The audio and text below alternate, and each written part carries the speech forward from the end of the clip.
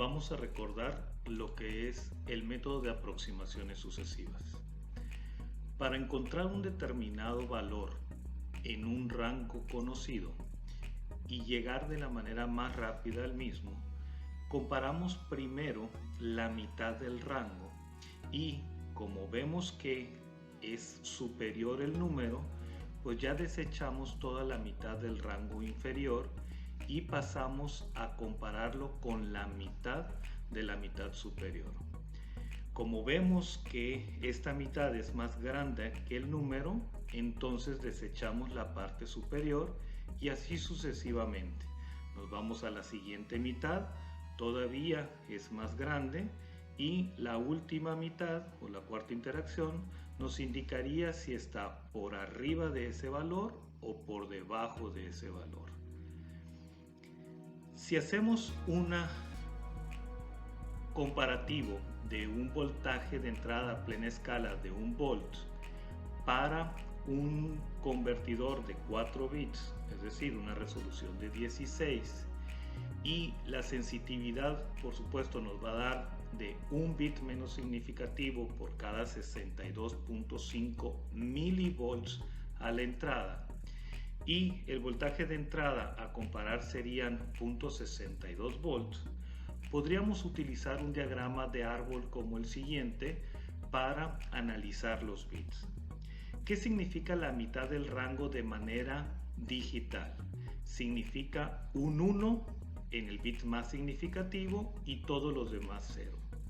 De tal manera que primero comparamos los .62 con los .5, .62 es más grande y nos vamos a la siguiente mitad, dejando el 1 porque es la mitad superior y generando otro 1 para que sea la mitad del rango de la mitad superior. Ahora lo comparamos con .75, por supuesto que es menor, tengo que borrar el 1, borro el 1, pero pongo un 1 en el siguiente bit porque es la mitad de ese rango.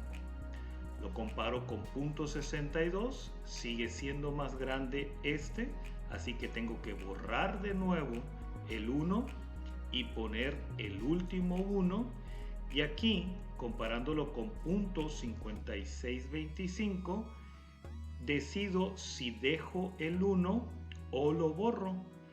Como es menor, dejo el 1 y ese es el resultado digital final en nuestro convertidor de aproximaciones sucesivas. Si lo vemos en la tabla siguiente, primero el valor digital a comparar es 1000.5, vemos que BI es mayor, así que definimos ese bit como 1. Pero para la siguiente mitad, .75, BI es menor, entonces el 1 original lo tengo que borrar. El siguiente 1 es para la siguiente mitad, sigue siendo todavía mayor, así que también se borra. Y finalmente el último 1 indica un valor menor y decido dejarlo. Por lo tanto, el 1001 es el resultado de la comparación de los valores que se encuentran entre .5625 y .625. Vemos aquí que es un convertidor por comparación de voltaje, teniendo precisamente un comparador al voltaje de entrada y de lazo cerrado, puesto que la salida digital es convertida a un voltaje analógico para esa comparación y por lo tanto tenemos la retroalimentación del lazo cerrado. Observemos que es un circuito muy complejo, no podemos utilizar ahora contadores, de tal manera que necesitamos tener flip-flops y compuertas lógicas para controlar esos flip-flops y manejar desde el más significativo hasta el menos significativo. Observamos también, es muy importante, el reloj que que controle la conversión y un sistema que nos puede dar, cuando se tenga la conversión total, la salida en paralelo, pero si utilizamos un multiplexor podríamos tener la salida en serie, puesto que el bit más significativo fue el que se eligió primero y ya no va a tener cambio mientras los otros se están definiendo, y así sucesivamente. Observamos entonces que se necesitan n más 1 ciclos de reloj, es decir, en este caso 5 ciclos de reloj, para definir cualquier nivel de voltaje.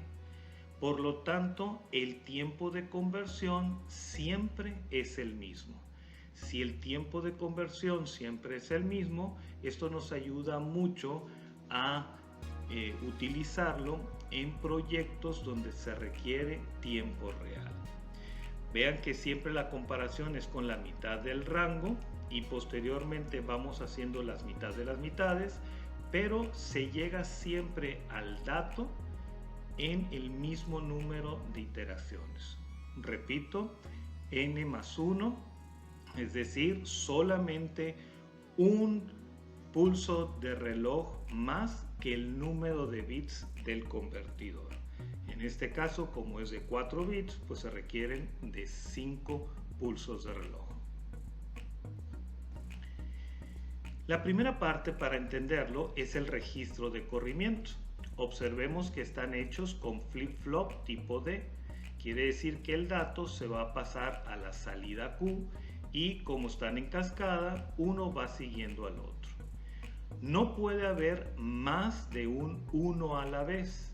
Es decir, el monoestable dura el tiempo suficiente nada más para otorgar un solo pulso y este pulso se va a ir cambiando por cada uno de los flip-flop.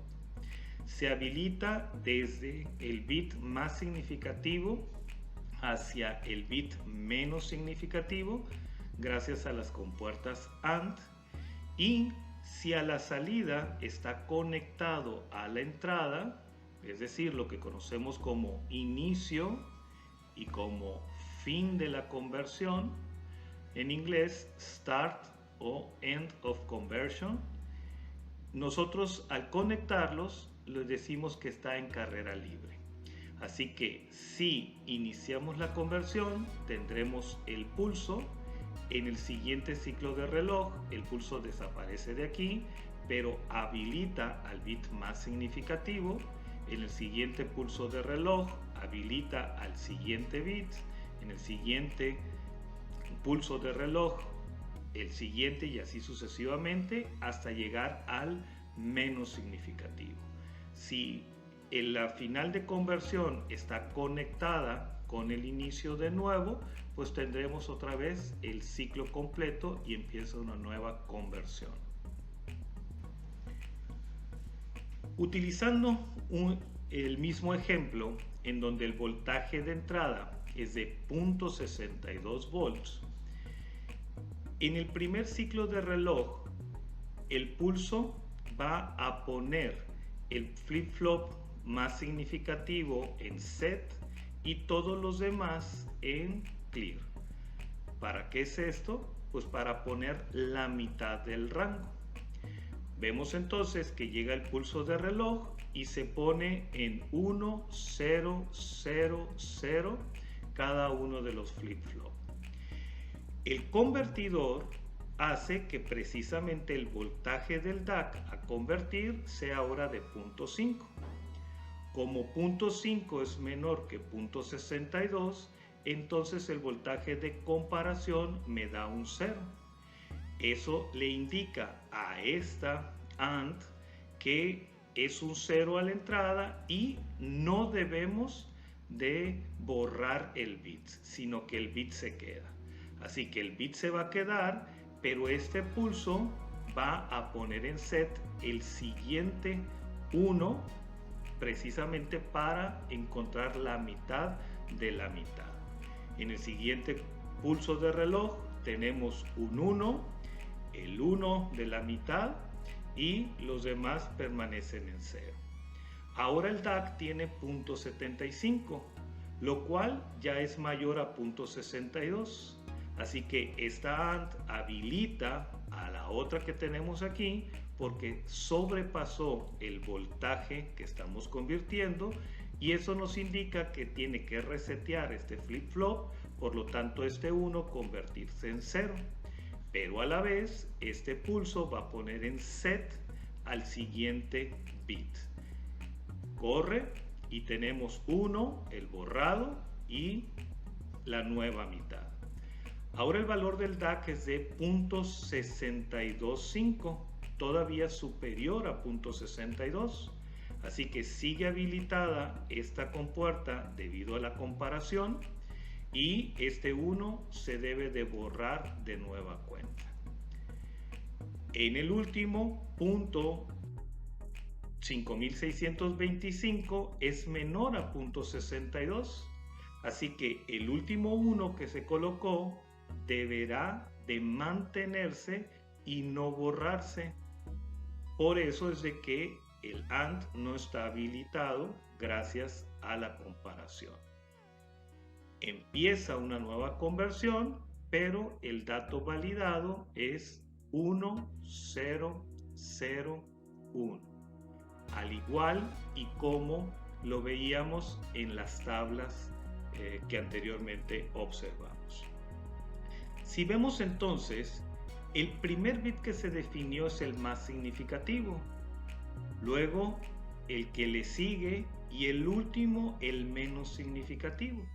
Pero una vez que este 1 se definió, ya no cambia.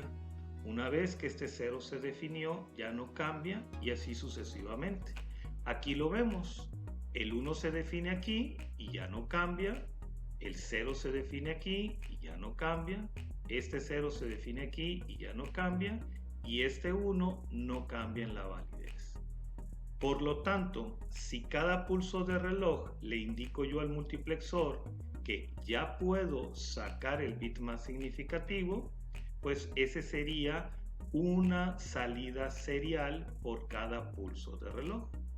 Si quiero la salida paralelo, simplemente me tengo que esperar todos los n+1 pulsos, y una vez que están completo toda la conversión, lo memorizo en el registro gracias al final de conversión, y esa es la salida validada. Electrónica analógica.